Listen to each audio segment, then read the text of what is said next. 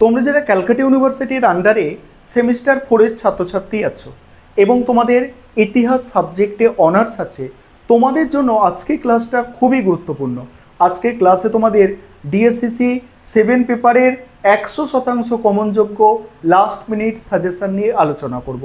তোমাদের ডিএসসিসি 7 পেপারটা ভারতের ইতিহাসের ওপর পড়তে হচ্ছে 1206 থেকে 1526 খ্রিস্টাব্দ পর্যন্ত। তোমাদের 20 নম্বরের প্রশ্ন পরীক্ষায় 6টা দেয়া থাকে, 3টে অ্যান্সার করতে হয়, এবং 5 নম্বরের প্রশ্ন 6টা দেয়া থাকে, 3টে অ্যান্সার করতে হয়। আর আমি তোমাদের 6টা 20 নম্বরের প্রশ্ন, 6টা 5 নম্বরের প্রশ্ন লাস্ট মিনিট সাজেশন হিসাবে আজকে বলে দেব। এবং তোমরা যারা ইংলিশ ভার্সনের স্টুডেন্ট আছো, তোমরাও আজকে ক্লাসটা প্রথম থেকে শেষ পর্যন্ত দেখতে থাকো, তোমরা ইংলিশেও সাজেশনটা পেয়ে যাবে।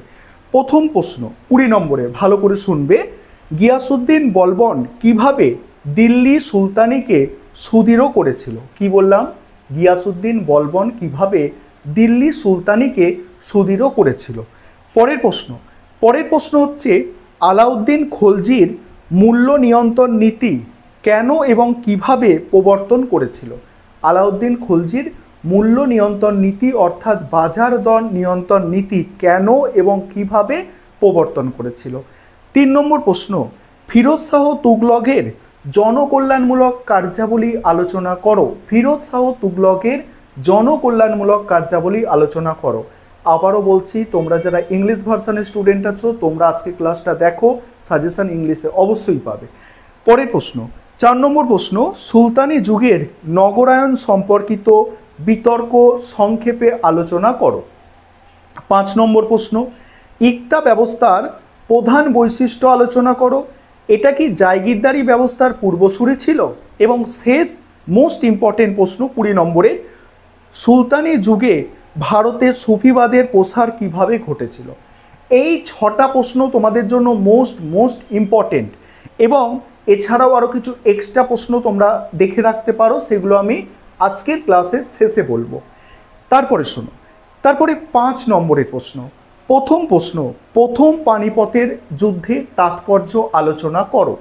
দ্বিতীয় প্রশ্ন, মামুদ গাওয়ান কে ছিলেন? 3 নম্বর প্রশ্ন, হুসেন শাহের আমলে বাংলার সাংস্কৃতিক বিকাশ বিবৃত করো। 4 নম্বর প্রশ্ন, সুলতানি যুগের স্থাপত্য সংক্ষেপে আলোচনা করো। 5 নম্বর প্রশ্ন, সুলতানি যুগের ইতিহাস নির্মাণে বারানির রচনার গুরুত্ব। 6 নম্বর প্রশ্ন, রাজিয়ার পতনের কারণ। 7 নম্বর হচ্ছে খলজি বিপ্লব, এবং 8 নম্বর হচ্ছে তোমার ইলতুৎমিশকে কেন দিল্লি সুলতানির সাম্রাজ্যের প্রকৃত প্রতিষ্ঠাতা বলা হয়। 5 নম্বরের আমি 8টা প্রশ্ন বলেছি। এবারে তোমরা যারা ইংলিশ ভার্সনের স্টুডেন্ট আছো, তোমরা দেখো, আমি স্ক্রিন রেকর্ডের মাধ্যমে ইংলিশ ভার্সনের সাজেশনটা দেখাচ্ছি, এবং তোমরা যারা বাংলা ভার্সনে দেখছো তোমরাও দেখবে, কারণ এক্সট্রা আমি ওখানে কিছু প্রশ্ন বলেছি। যারা একটু বেশি পড়তে পারবে, এক্সট্রা প্রশ্নগুলো দেখে রাখা দরকার, কারণ তোমাদের এই পেপারের সিলেবাস যথেষ্ট বড় আছে। তোমরা সম্পূর্ণ সাজেশনটা এবারে দেখে নাও। এবারে তোমরা সম্পূর্ণ সাজেশনটা দেখে নাও। দেখছো তোমাদের পেপারের নাম কি আছে? History of India. সেখানে 1206 থেকে 1526 খ্রিস্টাব্দ পর্যন্ত তোমাদের পড়তে হচ্ছে। এখানে দেখো 20 নম্বরের প্রশ্ন। এখান থেকে আমি প্রথম যে 6টা প্রশ্ন, সেই 6টা প্রশ্ন বলেছি তোমাদের।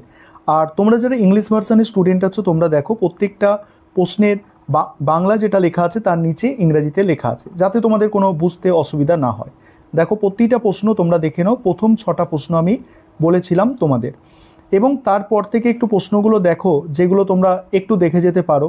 এই প্রশ্নটা আছে দিল্লির সুলতানি সাম্রাজ্য বিস্তারে আলাউদ্দিন খলজির ভূমিকা। নেক্সট আছে, তুমি কি মনে করো যে বিজয়নগর এবং বাহমিনী রাজ্যের সংঘাতের পেছনে প্রধান বিষয় ছিল ধর্ম? তারপরের প্রশ্ন, ইলতুৎমিশ থেকে আলাউদ্দিন খলজি পর্যন্ত সুলতানি নরপতিত্বের আদর্শ আলোচনা করো। তারপরের প্রশ্ন দেখতে পাচ্ছ 10 দাগের প্রশ্ন, 11 দাগের প্রশ্ন, এবং আরও একটি প্রশ্ন আছে এখানে, মধ্যযুগের সামাজিক ও সাংস্কৃতিক ইতিহাসে ভক্তি আন্দোলনের গুরুত্ব কী ছিল।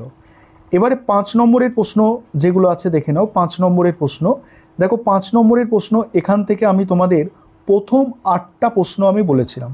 প্রথম 8টা প্রশ্ন আমি তোমাদের 5 নম্বরের বলেছিলাম। তারপর 9 নম্বর প্রশ্ন যেটা আছে, ইলতুৎমিশকে কেন দিল্লি সুলতানি সাম্রাজ্যের প্রকৃত প্রতিষ্ঠাতা বলা হয়।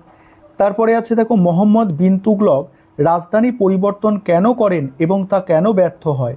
পরের প্রশ্ন, স্টার দেওয়া প্রশ্ন দেখো, সুলতানি যুগে কৃষকদের অর্থনৈতিক অবস্থা। তারপর এটা ছিল সুলতানি সাম্রাজ্যের পতনে ফিরোজ শাহ তুগলকের ভূমিকা। পরের প্রশ্ন, দিল্লি সুলতানির সঙ্গে খলিফার সম্পর্ক সংক্ষেপে আলোচনা করো। মুক্তি কাদের বলা হয়, সুলতানি রাষ্ট্রে তাদের ভূমিকা। তারপরে বাংলার স্বাধীন সুলতানির প্রতিষ্ঠাতা রূপে শামসুদ্দিন ইলিয়াস শাহের ভূমিকা মূল্যায়ন করো। আর নেক্সট আছে, সুলতানি যুগে বস্ত্রশিল্পের বিকাশ আলোচনা করো। এই হচ্ছে তোমাদের টোটাল সাজেশন।